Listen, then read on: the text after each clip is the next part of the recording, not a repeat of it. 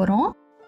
நாம் எப்போவுமே பூரிக்கு எப்படி மாவு பிசைவோமோ அதே போல் மாவு பிணைஞ்சிட்டு அதை சின்ன சின்ன பூரியாக தட்டி வச்சுக்கணும். இப்போது வீட்டில் இருக்கக்கூடிய சின்ன குக்கர் அதை எடுத்துக்கிட்டு குக்கர் நல்லா காஞ்சதுக்கப்புறமா இதில் ரொம்ப கொஞ்சோண்டு ஆயில் சேர்க்க போகிறோம்.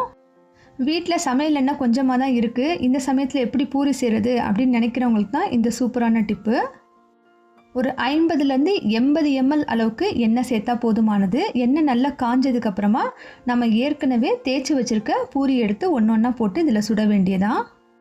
பொதுவாகவே நம்ம பூரி போட்டால் எப்படி போடுவோம், பெரிய வாணல்ல அகலமான பாத்திரத்தில் போடுவோம். அப்படி இல்லாமல் ஒரு குறுகலான பாத்திரத்தில் போடுறனால, அதுவும் இல்லாமல் ஒரு அடிக்கனமான பாத்திரம் இது, அதனால் பார்த்திங்கன்னா சூடு வந்து ரொம்ப நேரத்துக்கு இருக்கும்.